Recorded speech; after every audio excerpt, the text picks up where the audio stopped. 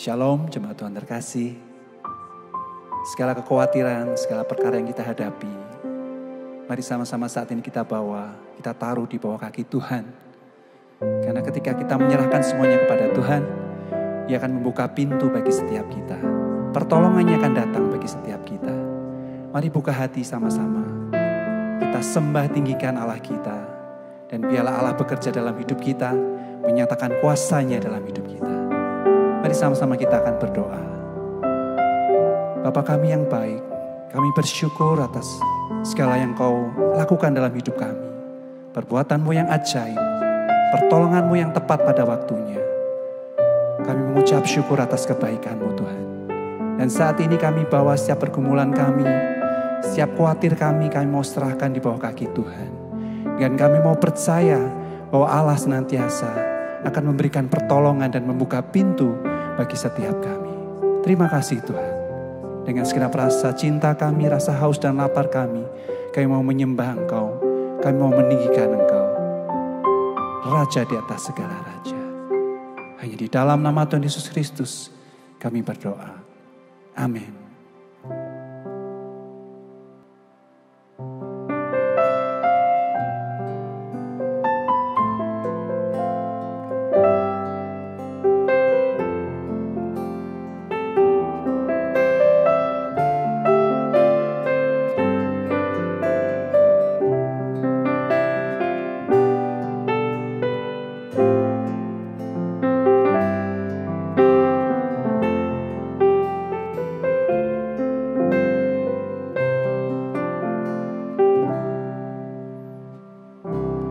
Segala perkaraku ku serahkan padamu,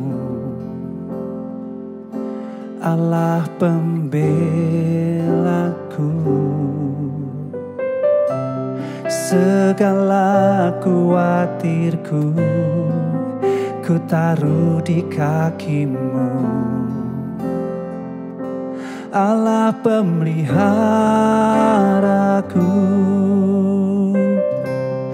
Bila Kau yang membuka pintu, tak ada satu pun dapat menutupnya.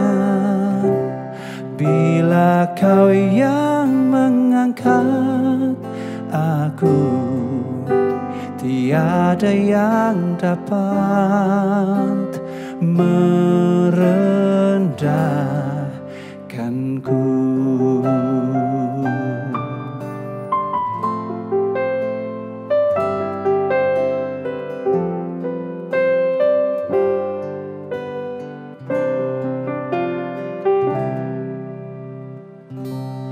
Segala perkaraku ku serahkan padamu,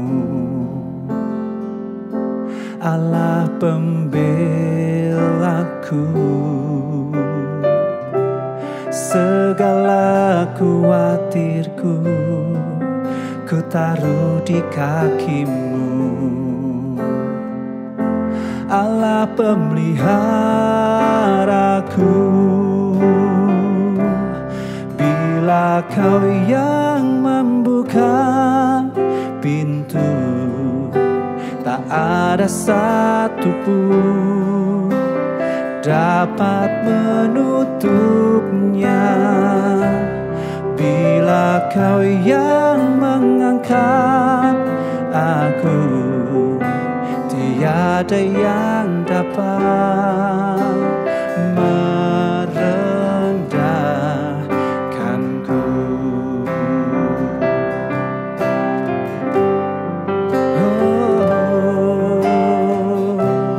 Bila Kau yang membuka pintu, tak ada satu pun dapat menutupnya. Bila Kau yang mengangkat aku, tiada yang dapat merendahkanku.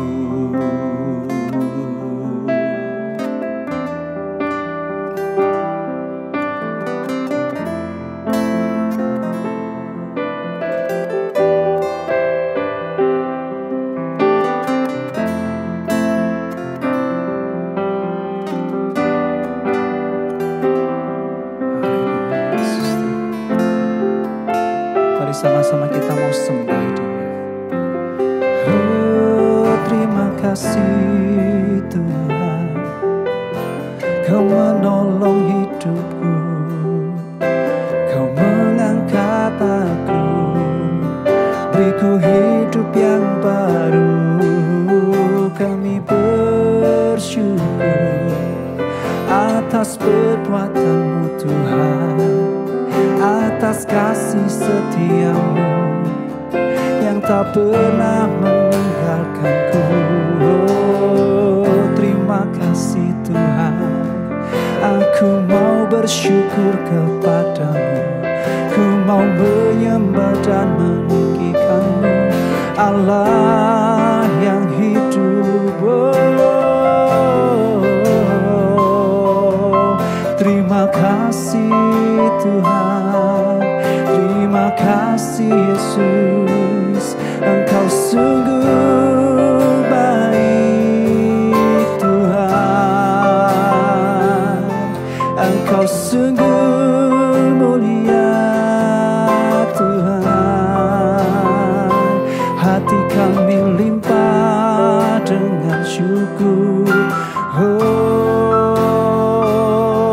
Engkau yang mengangkat setiap kami Tuhan, mengatasi setiap permasalahan dan persoalan kami Tuhan.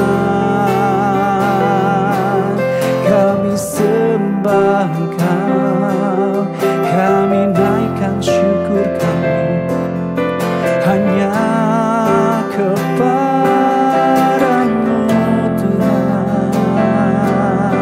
Terima kasih Yesus, Engkau sungguh baik Tuhan. Haleluya.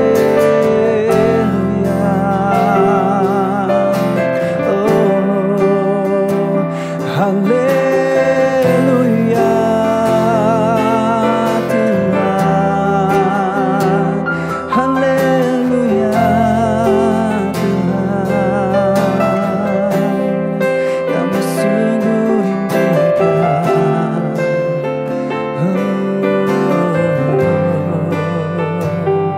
Terima kasih Tuhan,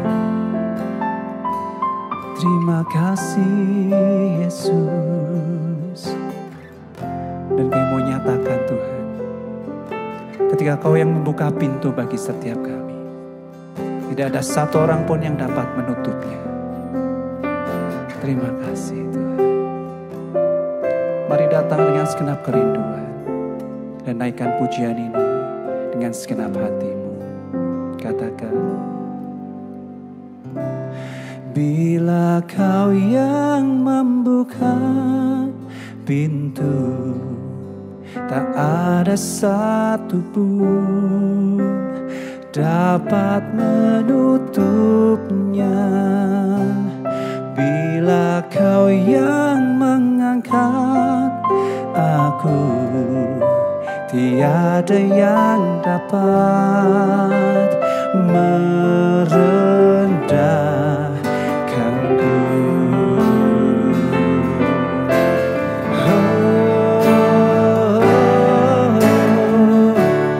Bila Kau yang membuka pintu, tak ada satu pun dapat menutupnya. Bila Kau yang mengangkat aku, tiada yang dapat merendahkanku.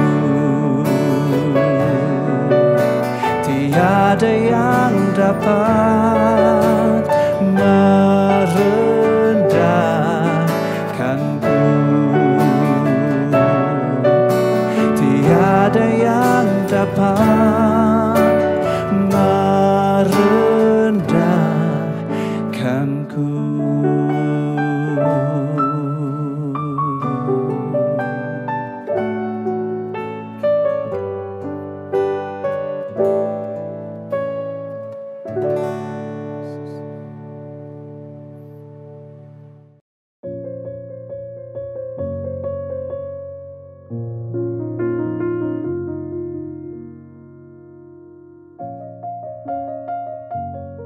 Shalom Bapak Ibu, berjumpa kembali dalam acara Kuasanya Tak Terbatas.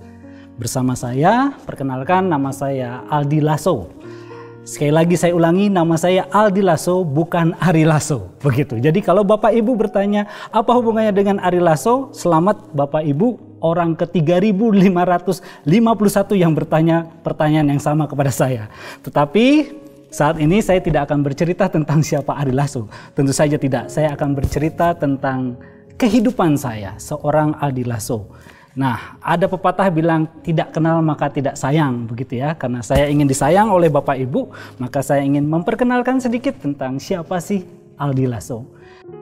Saya adalah seorang dosen, pengajar di sebuah universitas Kristen Satya Wacana, Salatiga, dan juga saya seorang penyembah. I'm a worshiper.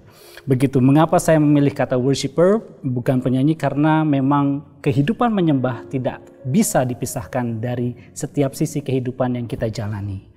Begitu. Nah, Bapak Ibu, kita santai saja ya. Saya ingin bercerita sedikit di dalam kesempatan ini tentang siapa saya dulunya, kemudian dan bagaimana Tuhan sudah mengubahkan hidup saya. Saya akan memulai dongeng saya tentang who I was, siapa saya dulu, begitu. Bapak Ibu, ketika setiap kali saya diminta untuk bercerita atau kesaksian tentang kehidupan saya selalu berangkat dari satu kejadian penting yang terjadi di dalam kehidupan saya. Kejadian penting ini mungkin Bapak Ibu berpikir ini kejadian yang mengenakan, tetapi dalam kasus saya ini kejadian yang tidak mengenakan. Waktu saya berusia 2 tahun, ya Tuhan izinkan terjadi saya mengalami sebuah kecelakaan. Jadi saat itu saya dan keluarga saya berada di taman, begitu. Kami sedang menikmati waktu piknik bersama, dan saat itu karena 2 tahun saya senang berlari-lari, dan saat itu saya sedang berlari mengejar kakak keponakan saya. Tanpa saya sadari ada ayunan swinger yang waktu itu terbuat dari besi dan dinaiki oleh seorang anak sambil berdiri. Jadi Bapak Ibu bisa bayangkan betapa kerasnya dia mengayun. Dan saya tanpa berdosa berlari di depannya dan kena ayunan itu di sebelah sisi kanan kepala saya. Dan hasilnya sejak saat itu saya melihat dengan satu mata. Jadi karena kejadian itu saya melihat dengan satu mata, saya tidak bisa normal kembali dan membuat saya menjadi kehilangan gambar diri. Saat itu tidak cuma saya, jadi setelah kecelakaan itu saya berpikir semua orang melihat satu mata seperti saya. Jadi saya tidak mengeluh, tidak bercerita, dan saya pikir normal-normal saja begitu ya. Dan baru ketahuan 10 tahun kemudian pada saat saya berusia 12 tahun, saat itu saya kelas 6 SD. Dan kalau Bapak Ibu juga mungkin mengalami ya, waktu itu ada kerajinan tangan, kristik gitu ya. Jadi setiap kali saya mengerjakan itu baru 5 menit mata saya merah, bengkak, dan pusing luar biasa. Dan disitulah diketahui bahwa ketika saya dibawa ke dokter, diketahui bahwa mata saya melihat cuma satu, yaitu yang sebelah kiri, dan sebelah kanan tidak berfungsi kembali. Saat itu yang saya rasakan tentunya sangat terpukul begitu ya. Kami sekeluarga meminta kepada Tuhan, saya pribadi meminta kepada Tuhan untuk kesembuhan untuk mata saya, dan keluarga saya pun, papa mama saya berusaha sekuat tenaga untuk mencari pengobatan yang terbaik begitu ya, sampai rumah sakit yang saat itu saya ingat rumah sakit yang paling modern di Jakarta. Oh ya, by the way, saya waktu kecil lahir dan besar di Depok, kota Depok ya, suburb area dari Jakarta begitu. Tetapi dengan segala kecanggihan alat yang ada saat itu pun tidak bisa menyembuhkan mata saya. Karena ternyata sarafnya ada yang putus dan sudah terlalu lama baru diketahui dan pengobatannya terlambat. Menyadari keadaan saya yang seperti ini, saya besar, waktu itu saya masuk teenager ya, usia 12 tahun. Saat-saat labil saya dihadapkan dengan kenyataan bahwa saya cacat. Saat saya mencari jati diri, saya dihadapkan bahwa Aldi adalah seorang anak yang cacat. Dan saya minta kesembuhan, ternyata tidak terjadi. Ya, jadi segala alat yang canggih tidak bisa menyembuhkan, dan saya tumbuh menjadi seorang anak yang tidak memiliki mimpi. Kenapa? Karena saya merasa bahwa saya cacat. Saya tidak akan pernah mampu melakukan apa yang orang-orang lain lakukan. Dan karena saya tahu saya tidak bisa melihat atau membaca buku lama begitu ya, baru 5 menit akan bengkak merah begitu yang kiri. Saya tidak mempunyai mimpi yang tinggi di dalam dunia akademik, apalagi tidak terpikirkan buat saya. Jadi saya berpikir saya nggak mau kuliah.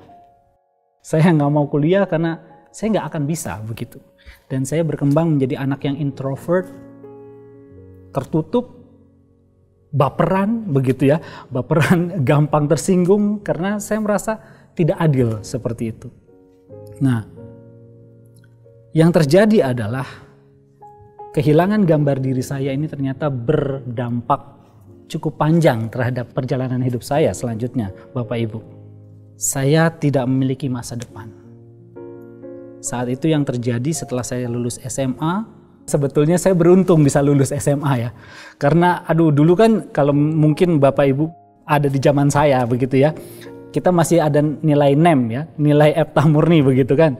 Nah itu kalau saya suruh buka lagi saya malu itu membukanya. Nah, jadi sudah puji syukur sekali, puji Tuhan saya bisa lulus saat itu. Kenapa? Karena saya sudah merasa tidak mampu duluan, jadi saya tidak mau belajar begitu. Dan saya saat itu tidak mau kuliah. Lulus SMA, saya menganggur 1 tahun. Apa yang saya lakukan? Ya, tidak ada. Saya tidak punya tujuan hidup. Ya, saya tidak mau kuliah, gitu. Sampai akhirnya saya dipaksa untuk kuliah di sebuah kota yang saya tidak tahu bahwa ada kota itu di dalam peta. Jadi saya tidak pernah tahu bahwa ada kota tersebut di dalam peta Indonesia. Dan kota itu adalah Salatiga. Saya dipaksa oleh orang tua saya untuk kesini, dipaksa ya. Dan saya akhirnya berangkat ke sini dengan setengah hati. Akhirnya saya kuliah, saya cari kuliah yang paling cepat selesai. Saat itu saya ambil diploma 2 begitu supaya cepat selesai dan keluar dari kota ini. Kemudian saya lulus dan saya kembali ke Depok dan saya nganggur lagi Bapak Ibu. Kenapa? Karena saya tidak mau kerja, saya tidak punya masa depan, saya nggak mau memikirkan hidup saya nanti ke depan bagaimana karena saya cacat. Selalu ada di otak saya cacat, saya tidak mampu melakukan apapun. Nah, akhirnya saya dipaksa kembali untuk kembali kuliah, ambil S1 saat itu ya. Dipaksa oleh orang tua saya, akhirnya saya kembali lagi ke Salatiga untuk melanjutkan diploma saya ke S1. Nah, seharusnya kalau dari diploma melanjut ke S1 kan seharusnya bisa potong kompas ya, artinya tinggal melanjutkan saja. Tetapi Bapak Ibu tahu apa yang terjadi? Karena saya memang setengah hati begitu dengan masa depan saya dan diri saya menghabiskan waktu 6 tahun untuk menyelesaikan S1 saya. Bayangkan 6 tahun. Saya bukannya bodoh begitu. Di semester pertama IP saya tinggi begitu. Tetapi karena saya bilang percumalah nanti saya punya IP tinggi-tinggi toh kerjanya saya nggak bisa. Saya cuma 1 mata gitu. 2 tahun terakhir saya menghilang, skripsi saya tidak saya kerjakan dan berantakan. Sekali lagi only by grace saya bisa lulus S1 saya begitu. Dengan anugerah Tuhan begitu akhirnya saya bisa lulus. Nah, Bapak Ibu, sebetulnya Tuhan sudah menunjukkan jalannya kepada saya, rancangannya yang luar biasa kepada saya, bahkan pada saat saya berontak ataupun menutup mata saya begitu. Saat itu saya lulus S1, kemudian dapat tawaran untuk mengajar di UKSW ini. Tetapi yang saya lakukan adalah saya menolak tawaran tersebut. Saya memilih pulang ke Jakarta karena saat itu adalah saya mengandalkan pemikiran saya. Jadi saat itu Bapak Ibu waktu saya mendapat tawaran untuk bekerja menjadi dosen di UKSW, saya juga mendapatkan tawaran untuk rekaman album rohani di Jakarta. Dan karena ini saya waktu itu berpikir ini passion saya, ini luar biasa. Saya tidak bertanya kepada Tuhan untuk keputusan apa yang harus saya ambil. Saya andalkan insting saya untuk Oke, saya menolak tawaran yang sudah diberikan dan saya pergi ke Jakarta untuk rekaman album rohani. Which is secara manusia mungkin kelihatan, wow, bagus kok. Ini rohani nih gitu loh. Spiritual, this is good gitu loh. Kamu jadi penyanyi rohani begitu, penyanyi rohani. Seperti itu. Dan singkat cerita, saya berkarir di Jakarta bersama label album rohani begitu. 1 album, 2 album, begitu sampai setelah album pertama Tuhan memberikan saya juga kesempatan untuk menjadi dosen part-time di 2 universitas ternama di Jakarta. Yang, tidak boleh menyebut nama ya, begitu. Sebut saja Universitas Mawar, begitu ya. 2 universitas yang ternama yang orang begitu setiap kali menyebutkan, wow bekerja di sini, wow luar biasa ya, begitu. Dan saya menjajaki 2 kaki, begitu saya tetap membangun karir saya di musik rohani dan saya bekerja di 2 perguruan tinggi ternama di Jakarta. Begitu. Cara dilihat dari kacamata manusia, orang pasti banyak yang berpikir bahwa Aldi mulai sukses. Kenapa? Karena album 1 diiringi album kedua, kemudian diiringi 2 album kompilasi. Kemudian ada lagi tawaran-tawaran dan mulai banyak tawaran menyanyi di sana sini, menyanyi di sana sini. Kemudian juga jam mengajar saya, karena kalau dosen part-time di Jakarta itu tergantung dengan jam mengajar begitu ya. Jam mengajar saya semakin banyak begitu. Dan secara manusia, dari kacamata manusia orang akan melihat, wow Aldi sudah mulai sukses ya. Saya sudah mulai menjajakan kaki menaklukkan Jakarta, ibu kota Jakarta begitu. Tetapi Bapak Ibu saya harus katakan, di tengah karir saya yang sudah mulai dibangun, saya merasa kering. Kenapa? Karena walaupun judulnya saya saat itu menjadi penyanyi rohani, ternyata hubungan saya dengan Tuhan semakin menjauh. Karena apa Bapak Ibu? Saya sekedar memberi gambaran saat itu di sana. Saya rumah di Depok, bekerja di ujung Karawaci sana, begitu ya. Dan harus berangkat sebelum jam 5 pagi dan pulang nanti sampai rumah jam 9 malam paling cepat. Dan itu terjadi terus. Berangkat pagi, pulang malam, saya mau naik angkota, naik bis, naik motor, semua sudah saya jalani Bapak Ibu. Naik mobil bawa sendiri, semuanya macet begitu. Jadi mau naik motor, mau naik bis, mau naik apalah, bawa mobil sendiri, semuanya macet begitu. Tidak ada pilihan lain. Nah, kemudian karena waktu saya habis di jalan, kemudian tidak ada waktu lagi untuk tetap nempel sama Tuhan. Walaupun saat itu saya tetap pelayanan begitu, menyanyi sana, menyanyi sini, tetapi saya harus akui, saya harus nyatakan saat itu saya jauh sekali sama Tuhan. Saat teduh pun hampir tidak pernah. Karena begitu padat sekali jadwalnya seperti itu. Dan yang membuat saya semakin sedih saat itu adalah bahwa suasana di ibu kota, terutama di perjalanan, telah mengubahkan saya begitu. Saya menjadi orang yang sangat emosional karena ya saya sudah 8 tahun di Salatiga, kota kecil yang nyaman ini. Saya kembali ke Jakarta cukup kaget dengan suasana yang begitu hektik dan sangat emosional. Jadi akhirnya saya membawa mobil pun emosional. Saya membawa motor emosional begitu. Dan itu telah mengubahkan saya. Sampai satu sisi. Ada satu kejadian. Ini saya bilang turning point saya. Saya ingat sekali kejadian saat itu. Saya baru pulang dari mengajar di salah satu universitas itu. Saya masih ingat jalannya itu. Jadi di Jalan Fatmawati begitu ya Bapak Ibu. Saya sedang menyetir. Saat itu saya menyetir mobil orang tua saya, itu ada tanda salib besar gitu ya di mobil saya. Kemudian macet total saat itu. Dan biasa terjadi rebutan gitu ya. Saya emosi sekali ketika ada hampir tabrakan, kemudian saya malu sampai saat ini. Saat itu saya marah, saya teriak begitu kepada orang yang mau menabrak saya, dan saya mengepalkan tinju begitu ya. Dan yang membuat saya tertampar, Bapak Ibu, sampai saat ini saya bisa membayangkan ekspresi bapak tersebut adalah dia tidak emosi balik kepada saya. Tetapi dia acungkan tangannya, dia minta maaf. Saat itu Roh Kudus langsung mengalihkan mata saya ke tanda salib yang besar di dalam mobil saya. Dan saya tertunduk malu sekali. Saat itu saya bilang, Tuhan, saya nggak mau jadi Aldi yang seperti ini. Saya yang seharusnya menjadi etalase kasih Kristus, malah saya yang mengabarkan dan merusak Kristus Yesus itu.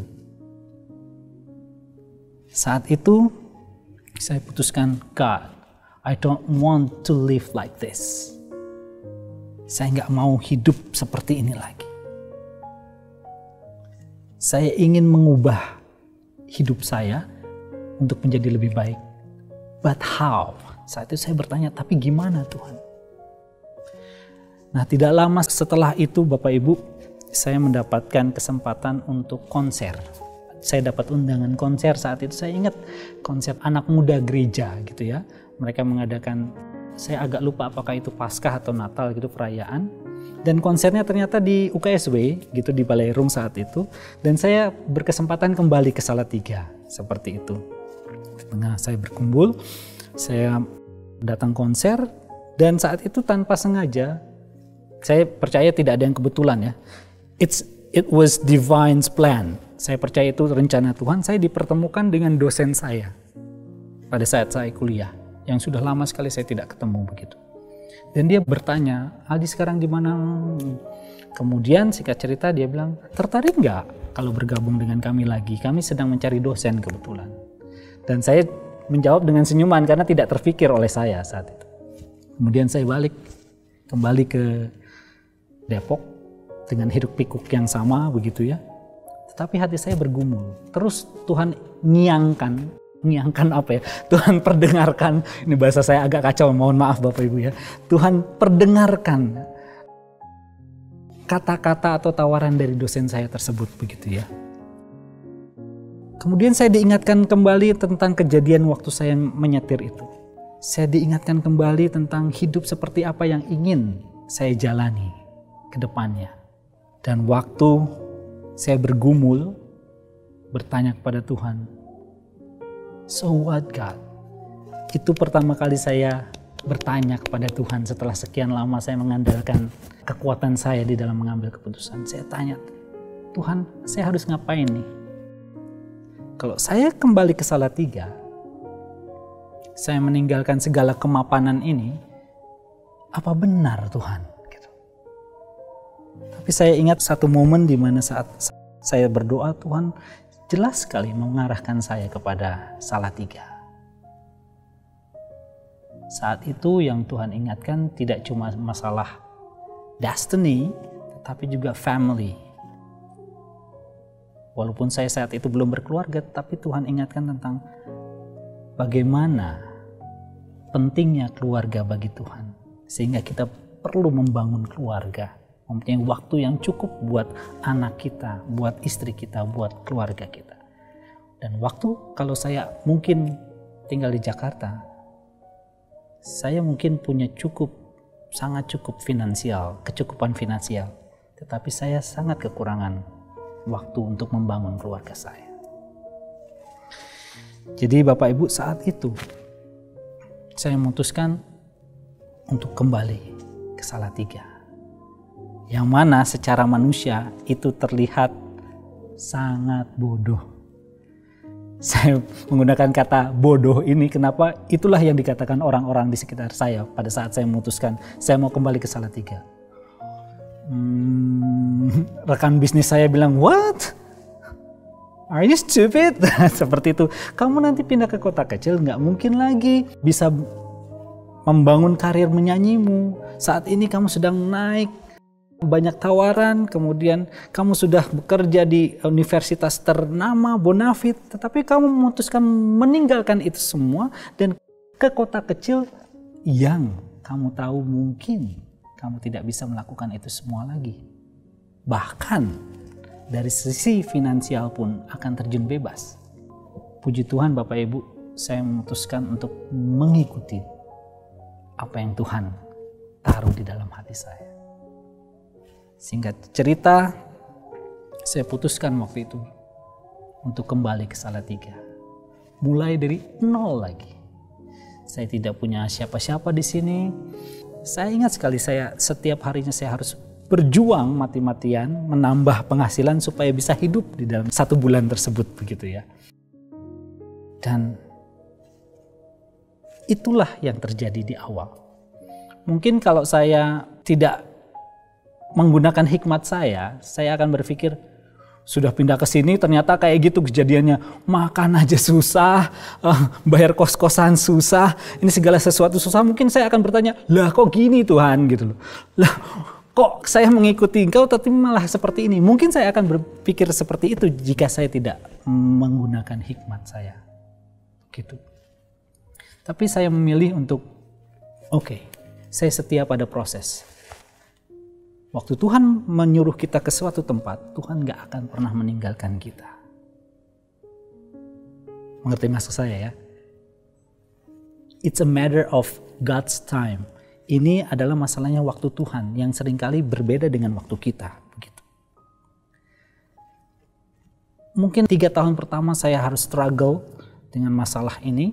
Begitu, tetapi perlahan demi perlahan, Bapak Ibu, apa yang terjadi? Pertama, hal yang tidak pernah saya pikirkan sebelumnya, itu Tuhan berikan.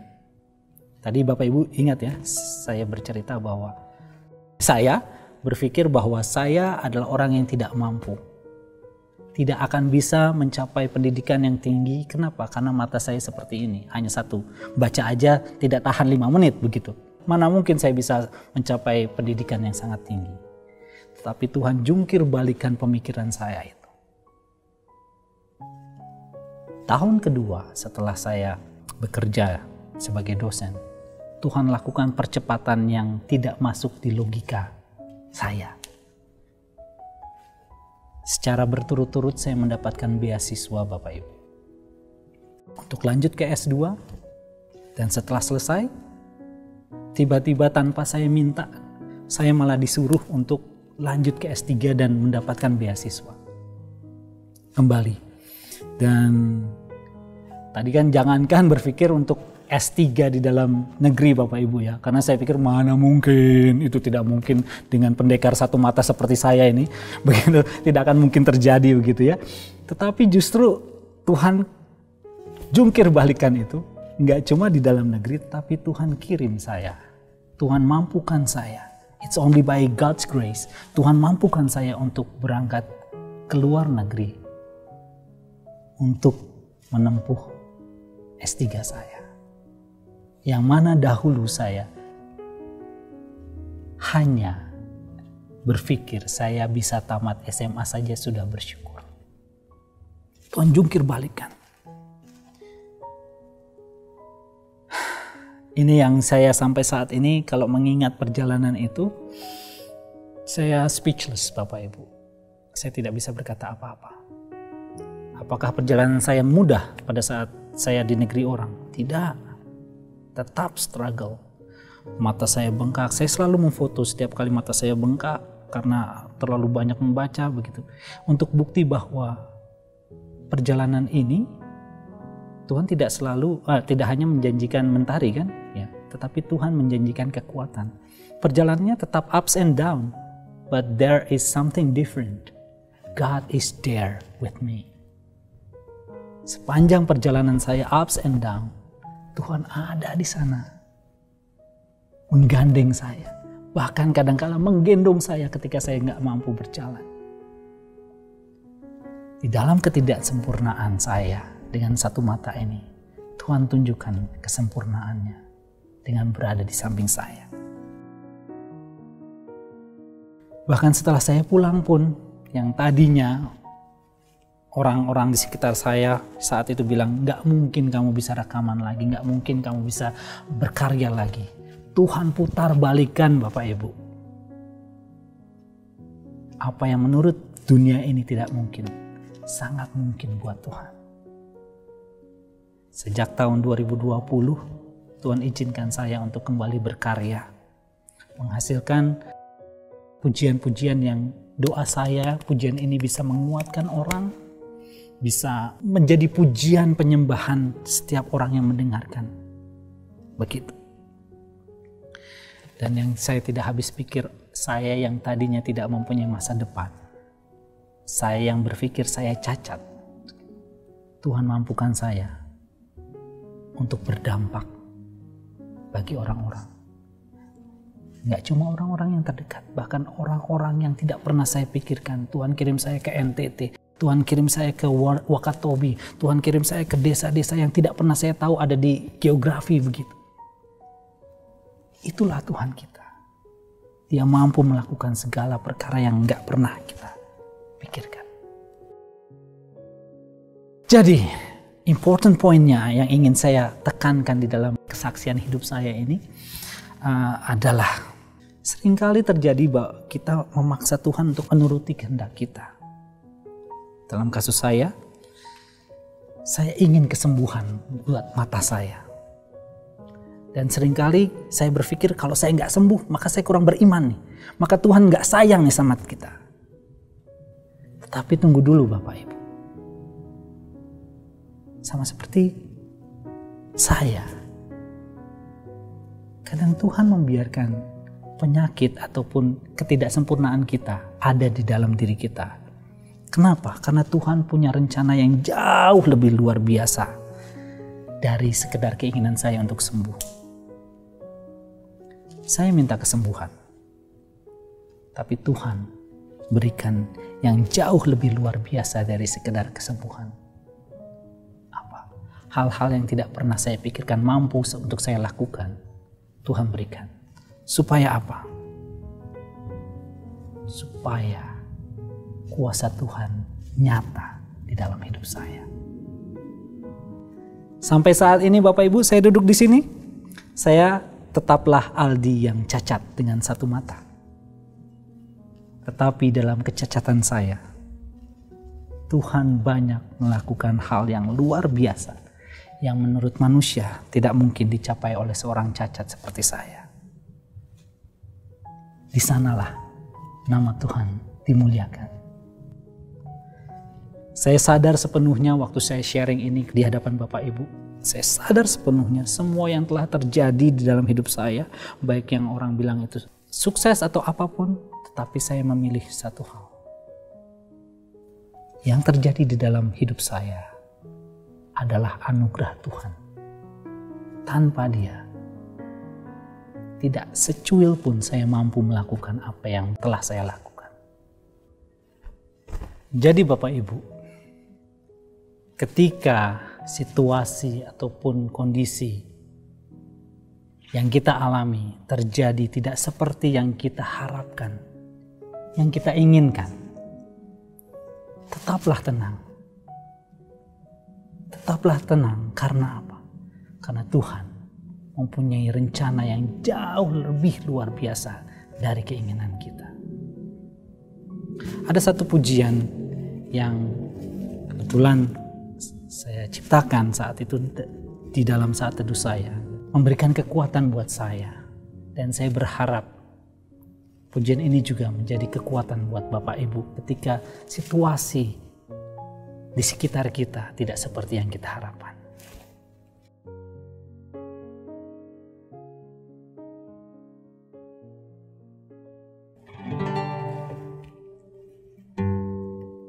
Dan ku tenang dalam hadirat-Mu, kasih-Mu memelukku, menopangku di dalam-Mu. ku temukan damaiku. Engkaulah harapanku, kekuatanku, bersamamu.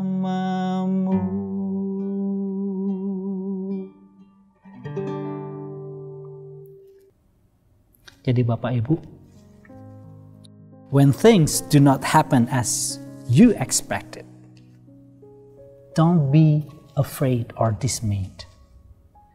For God has a much greater plan for you. Ketika situasi terjadi tidak seperti yang kita inginkan, tunggu dulu. Jangan dulu berpikir bahwa oke, ini berarti Tuhan tidak sayang sama kita. No. Tuhan punya rencana yang jauh lebih luar biasa, yang berbeda dari keinginan kita. Buat setiap kita, saya percaya Tuhan punya rencana yang luar biasa buat Bapak dan Ibu, dan juga saya. Tetaplah percaya pada janji Tuhan dan rencangan Dia yang luar biasa. Tuhan memberkati. Saya berharap kesaksian saya bisa menjadi kekuatan dan juga penghiburan buat Bapak Ibu. Ketika Bapak Ibu menghadapi situasi yang mirip dengan saya. God is there. Rencana Tuhan sungguh luar biasa buat Bapak dan Ibu dan kita semua. Amin.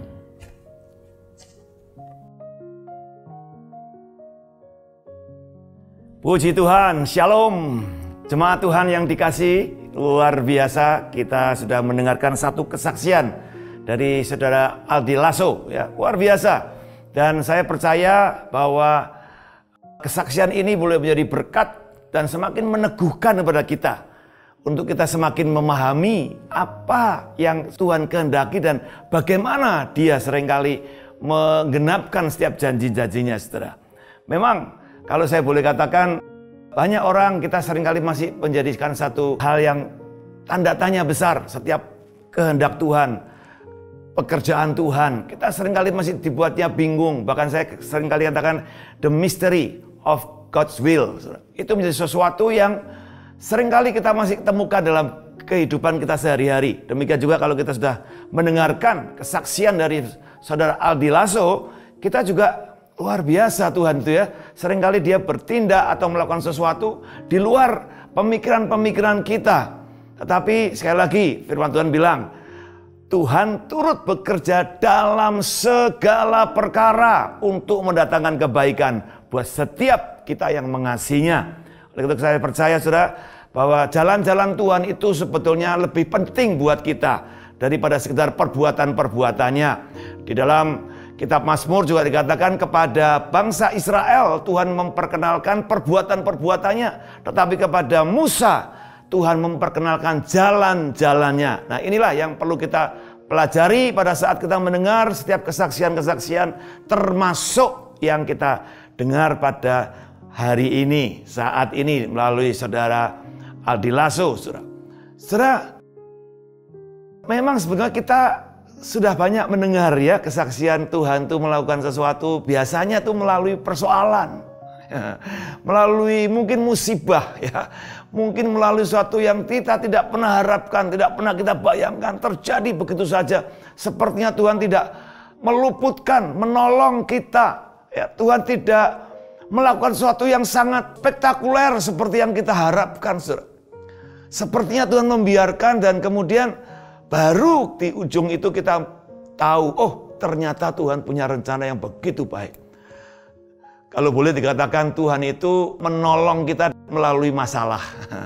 Masalah merupakan sesuatu yang Tuhan sering pakai untuk membuat kita semakin melihat bahwa campur tangan Tuhan itu sungguh-sungguh nyata. Mujizatnya, pekerjaannya, jalan-jalannya itu sungguh dinyatakan kepada kita yang mengasihinya. Setelah ada satu ayat yang saya ingat dari Hosea pasal yang kedua ayat 14 atau 15 ya, dikatakan demikian, Hosea 2, 14, 15. Sebab itu sesungguhnya aku, Tuhan ya, ini akan membujuk dia dan membawa dia ke padang gurun dan berbicara menenangkan hatinya. Luar biasa. Saudara, cara Tuhan kadang-kadang aneh ya. Kita harapannya setiap jalan kita itu semuanya mulus, tol semua saudara ya. Tol laut, tol darat, tol udara, semua pokoknya di mana saja kita tol, mulus semuanya. Tapi ternyata Tuhan tidak seperti itu. Seringkali dia sepertinya membujuk atau mungkin dalam kata yang lain kadang-kadang memaksa kita untuk kita masuk ke padang gurun. Ya, padang gurun kita macam-macam, saudara. Kalau padang gurunnya Aldi tadi kecelakaan pada masa kecilnya dan sehingga tidak terobatkan matanya dan banyak pergumulan-pergumulan lain yang dia hadapi. Saudara, yang akhirnya membuat dia sadar bahwa dia harus memprioritaskan Tuhan, mengutamakan Tuhan. Dan pada saat dia mengutamakan dan mengerti hal ini, jiwanya tenang dan Tuhan memberkati dia luar biasa. Demikian juga saya percaya, pola yang sama akan Tuhan kerjakan dalam setiap kehidupan orang-orang yang percaya. Oleh karena itu jangan tergesa-gesa, saudara, untuk memberikan penilaian atau bahkan menyalahkan Tuhan, apalagi Tuhan kenapa begini, Tuhan kenapa begitu, kok harus begini, harus begitu. Belajar untuk bersabar, menantikan Tuhan, menenangkan tadi dikatakan hati kita, saudara.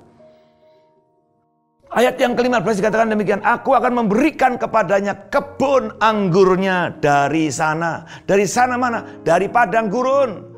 Dari saat dia bisa menenangkan hatinya, berdamai dengan persoalan, berdamai dengan permasalahan, disitulah kebun anggur akan dinyatakan oleh Tuhan. Dan dikatakan membuat lembah Akor menjadi pintu pengharapan. Saudara, lembah Akor itu lembah penderitaan ya, lembah kutuk lah ya. Tapi Tuhan bilang aku akan jadikan pintu pengharapan.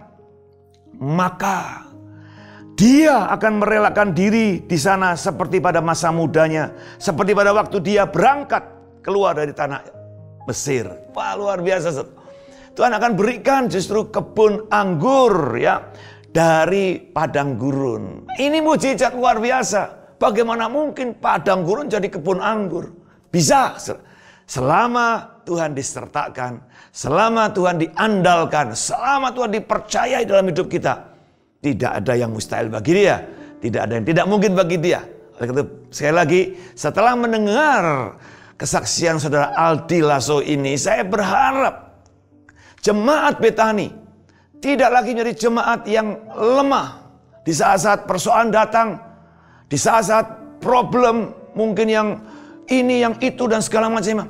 Tetap percaya, izinkan Tuhan membawa kita ke bagian-bagian rencana yang terbaik untuk menyediakan kebun anggur bagi saudara. Belajar relakan hatimu, dikatakan tadi ya. Relakan hatimu seperti pada masa muda. Ya, relakan hati, percaya, tenang, sabar, percaya, dan tetap lakukan bagianmu yang terbaik. Izinkan Tuhan melakukan bagiannya bagi kita. Saya percaya kesaksian ini sangat menguatkan sekali. Kiranya Tuhan terus menolong kita, Tuhan terus menyatakan perkara-perkara yang ajaib lebih dahsyat lagi bagi kita semua. Jemaat Tuhan semuanya diberkati. Amin. Mari kita berdoa. Bapak, terima kasih untuk satu kesaksian yang luar biasa yang kami boleh dengar, yang kami boleh saksikan melalui saudara Aldi Lasso. Kami tahu Tuhan, melalui perjalanan hidupnya nyata benar tangan Tuhan yang kuat menyertai dia. Oleh itu Bapak, kalau Engkau sudah menyertai Aldi Lasso, Kau juga akan sertai kami sebagai jemaatmu, sebagai umatmu, sebagai kekasih-kekasihmu Tuhan. Oleh Bapak, Kau berdoa buat jemaat-jemaat Betani ataupun jemaat yang menyaksikan acara KTT ini. Biarlah mereka dikuatkan apapun keadaan situasi sedang dihadapi. Mereka melihat Tuhan dan mereka mengalami mujizat-mujizat Tuhan. Kami percaya hati mereka rela, hati mereka tetap teguh kepada Engkau. Terima kasih Bapak, kami mengucap syukur, terpujilah namamu. Di dalam nama Tuhan Yesus Kristus kami berdoa. Semua yang bersukacita berbahagia berkata, amin. Tuhan berkati. Semangat.